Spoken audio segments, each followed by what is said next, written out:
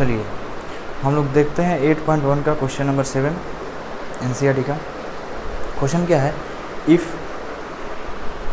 cot theta equal to 7/8 then evaluate 1 plus sine theta into 1 minus sine theta by 1 plus cos theta into 1 minus cos theta, and second में है cot square theta. तो ये तो आसान है, cot theta equal to 7/8 दिया है तो cot स्क्वायर थीटा करना है, मतलब कि जो भी cot थीटा का वैल्यू दिया उसका बस केवल स्क्वायर निकाल लेना है। तो यहाँ पे हमने निकाला है cot square theta equal to 7/8 का स्क्वायर यानी 7 का स्क्वायर 49/8 का स्क्वायर 64। ये तो निकल गया, कोई दिक्कत नहीं है। अब आते हैं हम लोग इस पे फर्स्ट वाले के लिए। तो सबसे पहले cot थीटा इक्वल टू कितना दिया हुआ है 7/8। तो cot थीटा क्या होता है, it is ratio of base by perpendicular. तो बेस हो गया यहाँ पे 7 के और p हो गया परपेंडिकुलर हो गया 8 के, ठीक है। तो हम लोग क्या करेंगे, अभी हमको साइन और कॉस का वैल्यू निकालना है। तो साइन और कॉस वाले में हमें तो हाइपोटेनस की जरूरत पड़ती है। तो सबसे पहले हम क्या निकालेंगे, यहाँ पे हाइपोटेनस का वैल्यू निकालेंगे। तो according to Pythagoras theorem hypotenuse square equal to perpendicular square plus base square. तो एच स्क्वायर इक्वल टू 8 के स्क्वायर प्लस 7 के स्क्वायर।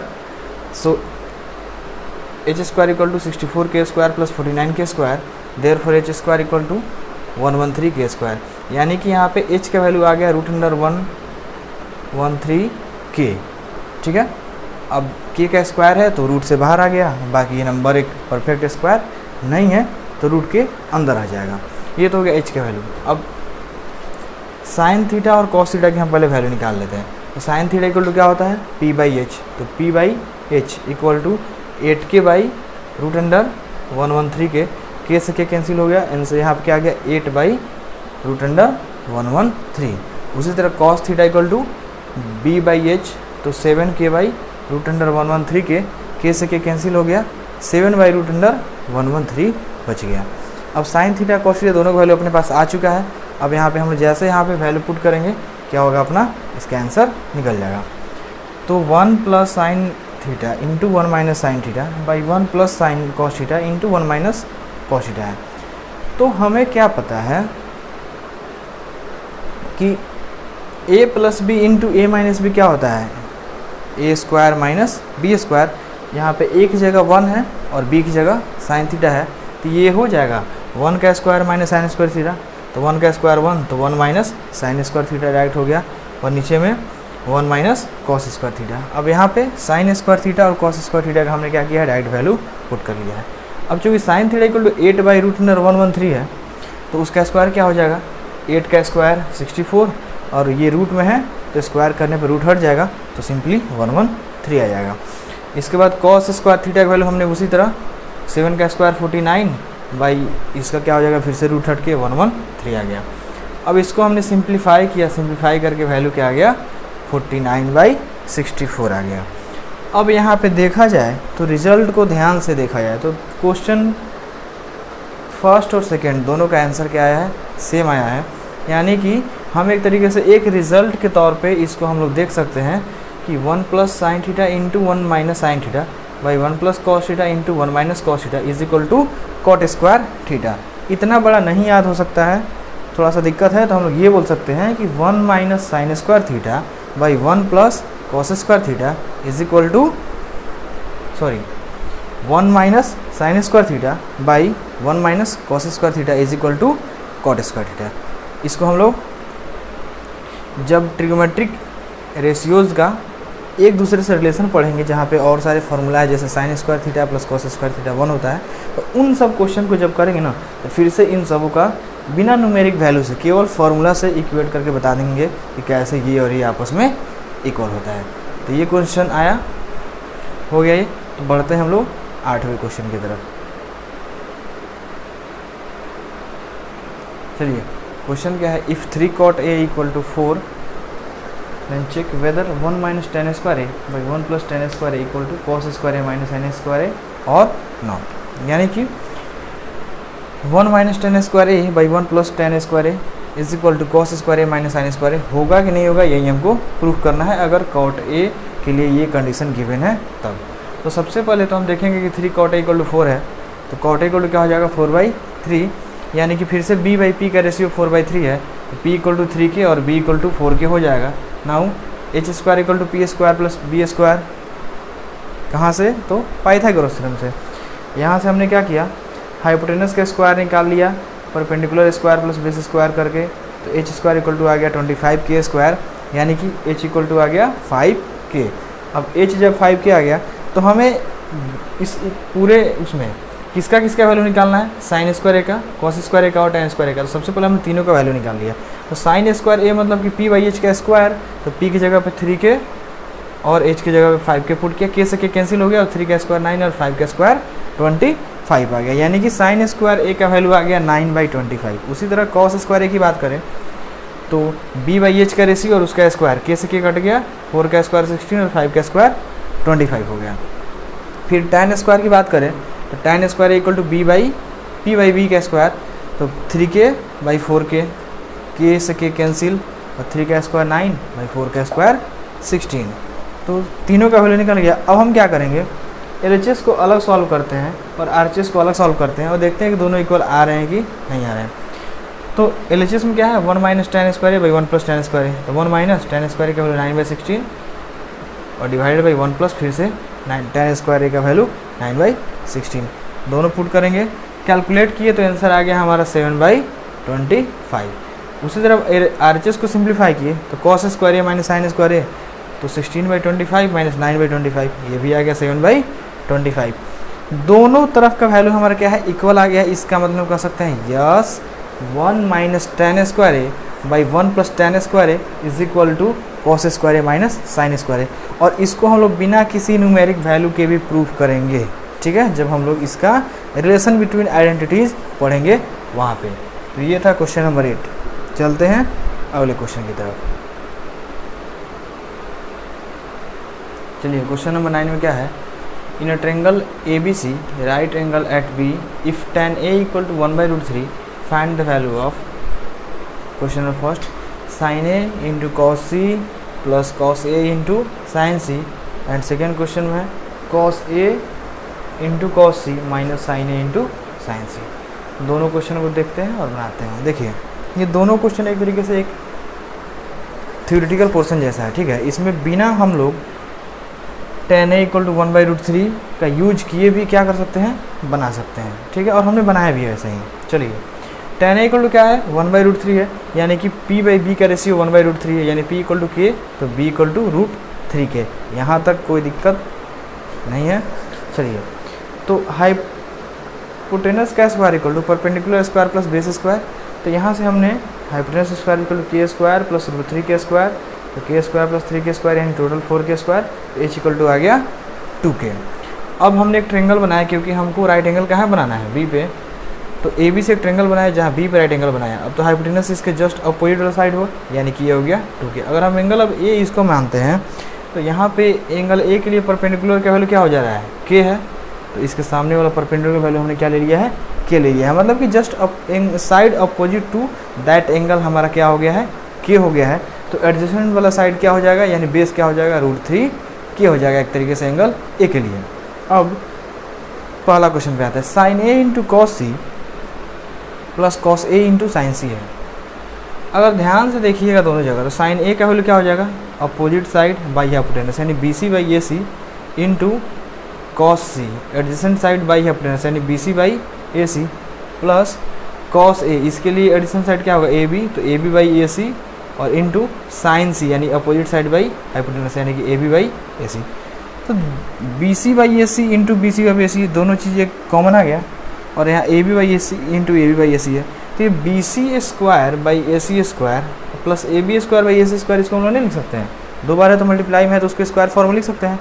अब जब स्क्वायर फॉर्मेट में लिखा हमने तो AC स्क्वायर हमने क्या ले लिया, यहाँ पे LCM ले लिया और ऊपर में आ जाएगा BC square plus AB square.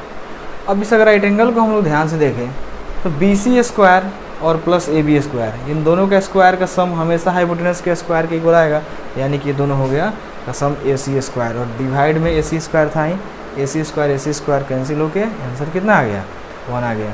तो यहाँ पे हमको ये इस सब का किसी का वैल्यू नहीं रखना पड़ा, तब भी हमारा क्या हुआ, आंसर आ गया। रखते यहाँ पे रखते तो क्या होता, BC का वैल्यू, AC का वैल्यू, AB का वैल्यू, सबका वैल्यू पुट करते, तब भी हमारा आंसर कितना आता, 1 ही आता। और इसको आइडेंटिटी से भी हम समझे तो एक आइडेंटिटी जैसा ही प्रूव कर दिए, इतना कुछ नहीं था, आएगा अभी आगे। फिर सेकंड में cos A cos C minus sine A sine B, सही। तो यहाँ पे हमने cos A का, C का, साइन A का और साइन C का वैल्यू पुट किया। अगर ध्यान से देखा जाए तो दोनों चीज़ सेम है, BC/AC BC/AC, AB/AC AB/AC, यानी कि टोटल इतना सेम चीज़ को क्या किया जा रहा है, माइनस किया जा रहा है। आंसर कितना आएगा, 0 आएगा। नहीं, लेकिन हमने यहाँ पे क्या किया, इसका वैल्यू रख के भी देख लिया कि चलिए भाई जब इतना मेहनत किया गया है तो इसका भी यहाँ पे क्या हो जाए, थोड़ा सा यूज हो जाए। तो AB का वैल्यू √3k/AC का वैल्यू 2k इंटू BC और AC 2k। इसी तरह इधर भी वैल्यू पुट किया, k से k हर जगह कैंसिल हो गया, यहाँ पे आ गया √3/4, यहाँ पे भी आ गया √3/4, प्लस माइनस में आंसर कट के कितना आ गया, 0। ठीक है, तो ये था क्वेश्चन नंबर 9। आगे हम लोग आते हैं क्वेश्चन नंबर 10 पे। क्वेश्चन नंबर 10 देखिए, और 10 नंबर क्वेश्चन क्या होता है, in triangle PQR right angle at Q and PR plus QR is equal to 25 centimeter and PQ equal to 5 centimeter. Determine the values of sin P, cos P and tan.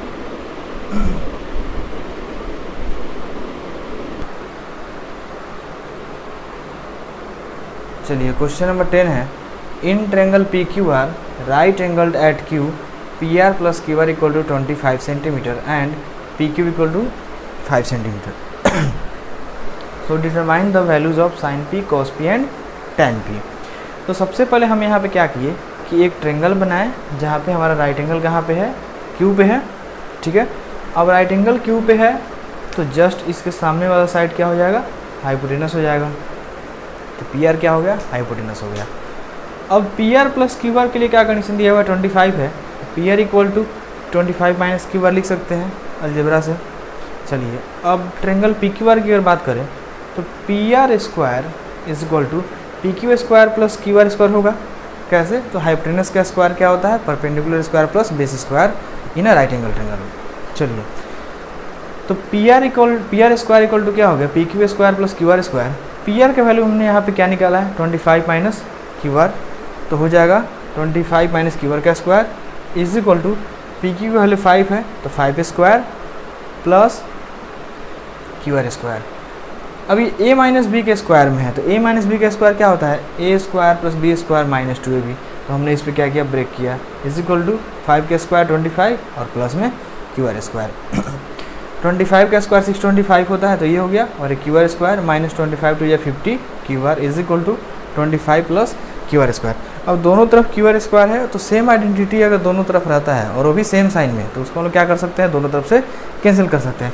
अगर opposite sign के sign रहता है, साथ रहता है, जैसे कि यहाँ पे QR प्लस में है और यहाँ पे QR का स्क्वायर क्या है, माइनस में रहता, तो हम उसको कैंसिल नहीं करते, हम उसको एक तरफ ट्रांसफॉर्म करते हैं और ट्रांसफॉर्म करके ले आके क्वेश्चन को सॉल्व करते हैं। लेकिन यहाँ पे क्या है, दोनों का साइन सेम है तो दोनों कैंसिल आउट इजिली हो जाएगा। चलिए तो QR स्क्वायर दोनों तरफ से कैंसिल आउट हो गया, तो यहाँ बचा 625 minus 50 QR is equal to 25। तो हमने अब क्या किया, चूँकि हमें QR का वैल्यू यहाँ से निकल जाएगा तो 625 को हमने इधर शिफ्ट कर दिया, तो minus 50 QR is equal to 25 minus 625 minus 50 QR equal to क्या हो गया, माइनस 600। दोनों तरफ से माइनस माइनस साइन क्या हो गया, कैंसिल हो गया, और 50 से 600 कितने बार में कट जाएगा, 12 बार में, यानी कि 12 टाइम्स। तो QR इक्वल टू क्या हो गया, 12 centimetre. So PR equal to क्या हो जाएगा, 25 माइनस QR, और QR का हमने वैल्यू यहाँ पर निकाल लिया है 12 सेंटीमीटर, तो 15 माइनस 12 यानी कि हो गया 13 सेंटीमीटर। तो अपने पास अब ट्रायंगल का तीनों साइड पता चल गया, तो कोई भी ट्रिग्नोमेट्रिक रेशियोज़ का वैल्यू हम लोग निकालेंगे। तो सबसे पहले निकालना है साइन P का, तो साइन P के लिए अपोजिट साइड बाई हाइपोटेनस। तो अपोजिट साइड क्या है, QR है, और हाइपोटेनस क्या है, PR है। तो sine P equal to QR by PR, तो QR का वैल्यू 12 बाई PR का वैल्यू 13, तो 12 बाई 13 सेंटीमीटर रेशियो था, तो यूनिट कटेगा और 12 बाई 13 आ गया अपना साइन वाले का आंसर। ठीक है, इसके बाद cos P इक्वल टू क्या हो जाएगा, एडजेसेंट साइड बाई हाइपोटेनस, तो 5 बाई 13, यहाँ भी क्या हो गया, रेशियो के लिए है तो इसका यूनिट कैंसिल हो गया। tan P is equal to opposite side by adjacent side, तो Q R by P Q, यानी कि क्यू आर का वैल्यू है 12 सेंटीमीटर और पी क्यू का वैल्यू है 5 सेंटीमीटर, दोनों पुट करेंगे तो 12/5 सेंटीमीटर अपना आ गया। अब 11 नंबर क्वेश्चन जो है ट्रू फॉल्स है, ठीक है, और ट्रू फॉल्स के क्वेश्चन को थोड़ा सा हम रिलेट करना चाह रहे हैं अगले चैप्टर से, इसी कारण उसको हम लोग क्या कर रहे हैं यहाँ पे अभी स्टॉप कर रहे हैं, बस नहीं तो ट्रू फॉल्स बताने में कोई दिक्कत नहीं है, इन लोगों को विथ रीज़न एक एक चीज़ के रीज़न के साथ करेंगे, क्यों कैसे क्या है। तो आगे जब हम लोग पढ़ेंगे, जैसे कि एंगल का कंसेप्ट है, उसके बाद ट्रिमेटिक रेशियोज का रिलेशन है, उससे कुछ क्वेश्चन बनेंगे ट्रू फॉल्स का ही, अच्छा से मतलब कवर अप होगा थ्योरी उसका। तो थ्योरी जब हम लोग करेंगे आगे, तो वहाँ पे हम लोग देखेंगे तो कैसे एक दूसरे के कॉम्प्लीमेंट में एंगल होता है, तो कैसे वहाँ पे डेटा वगैरह वैल्यू वगैरह चेंज होते हैं रेशियो का। तो आपका अब 8.1 जो है एनसीईआरटी का पूरा ख़त्म हो गया है, एक 11 नंबर क्वेश्चन को छोड़ के। इसमें कहीं भी अगर कोई दिक्कत लगे, डाउट लगे, तो आप लोग कमेंट में बता सकते हैं। अब तो हमने डिस्क्रिप्शन में इंस्टाग्राम का भी आईडी डाल दिया है, उसके बाद व्हाट्सएप नंबर डाल दिए हैं, जहाँ से भी जैसे हो आप संपर्क कर सकते हैं। उसके बाद हमारी ऑफलाइन इंस्टीट्यूट को चलती है मोतिहारी में, तो अगर आप लोग नज़दीक के हैं तो यहाँ पे भी आके हमारे इंस्टीट्यूट को ज्वाइन कर सकते हैं और वहाँ से भी आप लोग ऑफलाइन स्टडी कर सकते हैं। तो आज के क्लास में बस इतना ही। चलिए आप लोग पढ़िए और अपना ये जो चैनल है ओमनिशिएंट क्लासेज विकल्प है ना, परफेक्शन विथ डेडिकेशन को लाइक, सब्सक्राइब और शेयर ज़रूर कीजिए, ताकि ज़्यादा से ज़्यादा लोगों तक हमारी क्या हो पाए, बातें पहुंच सके और ज़्यादा से ज़्यादा स्टूडेंट इसका लाभ उठा सके। तो thank you and have a nice day.